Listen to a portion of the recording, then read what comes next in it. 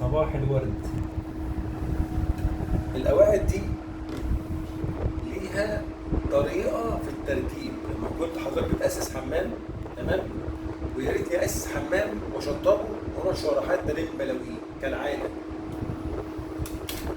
الارضيه كالعاده مطبله، يجي بتاع السيراميك يشتغل يكون برمل قد كده وحبه لحواسه اسمنت قد كده، ينزل الخابور بتاع الفيشر في الارض ليه بيلق في الارض، تيجي تربط من فوق الجويد بتاعك بمسمار تلاقيه سايب، تربط من الجناب بعد فتره تلاقي القطعه دي اتكسرت. فلازم دي تركب بطريقه احترافيه. تعمل الاول ستيكر، قرب كده ستيكر الاول، تمام. بعد ما تعمل الستيكر، والستيكر هو البطوله، خلي بالك الستيكر هو البطوله. الستيكر ايه؟ هو البطوله. معايا كده، تملى كويس، البوز رفيع، وتملى ما تكسلش. اهم حاجه تنظف وتلمع 100 مره عشان تركب مره واحده، تمام. اجيب كده شايف، اكوي كده. الكلام ده عملناه قبل كده كذا مره، بس برضه بنعيده للناس اللي ما شافوش عشان الفيديو بينزل تحت، وكذا حد يقول لي يا عم سامي عايزين نشوف. يا عم في عندك كذا فيديو عايزين نشوف. تعمل شغلك صبعك، شايف صبعك فين؟ اهو زيد كده اهو، وتنظف كده، يفضل صبعك ليه زي ما كده، تمام. ابدا بعمل ايه؟ بعد ما امسح وانضف صبعي، ابدا اخد زيت كده اهو، اكوي كده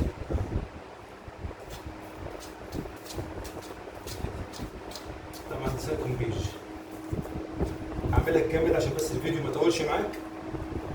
قول طول عشان بس ايه، في ناس بيقول لك يا حاج سامي انت بتتكلم كتير. بص يا باشا، افهم حاجه كويس جدا من الكلام الكتير. انت ربنا نعم عليك وعقلك بيستوعب بسرعه، غيرك بقعد اكلمه بالساعه والاتنين وفي التليفون ما بيستوعبش. ادي فرصه لغيرك يفهم عشان انت ايه، فهمك سريع، هو فهم بطيء. انا بعمل حساب اقلكم ذكاء وانا بشتغل. لما اتكلم على انكم كلكم اذكياء ده مش هينفع. شايف؟ عشان بس شغل ايه؟ نفتح على السريع كده، اعمل لكم جنب كده ونشوف الدنيا فيها ايه. كده شايف؟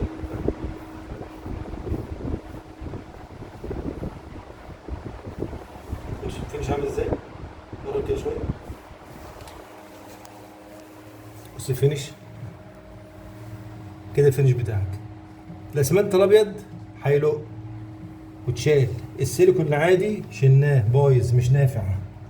ده سيليكون عاد تحشي الاول وتكوي من غير زيت، بعد كده تكوي بزيت وتشيل الستيكر وتكوي بزيت تاني كده، تمام كده كذا مره. خلاص دي حاجه. شيل بقى الكلام ده كله، طبعا القديم ده كله يشال ونعمل غيره، ما علينا. ثم انت شغال حته في ايدك كده عشان ايه؟ شايف شغل السيليكون خلص خلاص كده، يفضل ايدك نظيفه زي الفل. ايدك فيها زيت باستمرار، تتنضف باستمرار. المشكله في السيليكون ده نظافه ايدك ونظافه الشغل. شوف حاجه كده، اهم حاجه في القصه كلها عشان بس اقفل الفيديو على السريع كده خالص، احترافيه التعامل مع السيليكون العظم والقواعد دي بالذات.